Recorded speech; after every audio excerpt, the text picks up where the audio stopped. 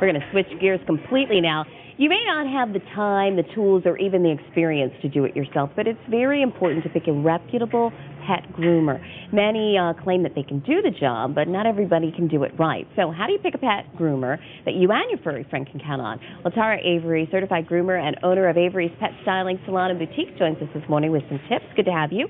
Thank you for having me. I love the idea that you actually have a mobile unit and you go around to people's neighborhoods and they can just bring the pup right out and right into your van. Yes. And the pets are much more relaxed that way. Yes. You know, I'm really surprised, I think, as a pet owner to find that the pet grooming industry is not regulated at all. That can't be a good thing, is it? No, it's not. It's not. But it's a true statement. Okay, why is it not regulated at all? And should we be concerned that certain groomers aren't going to do a good job? The fact that it's not regulated is something that I think we'll leave to the legislation to figure out. Okay. But in terms of finding a reputable groomer, I think the basic thing you should do is conduct interviews. It's important that you look for a groomer that has a strong knowledge base beyond the grooming skill. Well, beyond just interviewing them, should we go out and check out, where they operate out of? Yes, if you're evaluating the business operation, whether it's mobile like Averys or a standard grooming salon, there are certain things you should look for. Whether it's clean, it smells nice, are the pets relaxed, are there safety precautions that the salon takes into account? Now, should we look for certification to see how educated they are and knowledgeable about grooming? Certification is definitely a benchmark for the level of training and performance testing that a groomer has undergone, but not everyone is certified. So I would encourage the clients to interview their groomer, have an open dialogue with them, and just ensure that they have an accurate knowledge base. And you should get referrals as well? Yes, definitely from a trusted source. I would check with your vet, family, friends. It's important that a groomer comes to you complaint-free, so I would check with the Better Business Bureau as well. Now, what if the groomer has never cut on, say, my pet's breed?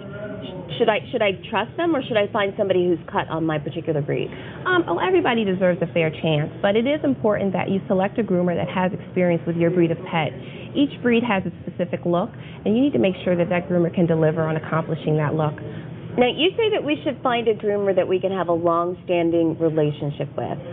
What do you mean by that? I mean, I would think that everyone that we go to, we would think that we're going to go to for a while. Yes, you would. The most important thing is that you feel comfortable with your groomer. Again, have an open, candid dialogue with them and ask them anything that you feel is on your mind. I also encourage my clients to ensure that the groomer, again, has that knowledge base and that they can answer their questions along the lines of any ailments that may arise. Now, what if we find a groomer that we think is good, has the experience and the knowledge and all that kind of thing, but our pet freaks out every time that we take them to the groomer? Well, it goes both ways. You're servicing the pet, but you also need to make sure that you don't forget, the pet parent. If your pet is uncomfortable with the groomer, they're going to tell you. So you may need to look somewhere else.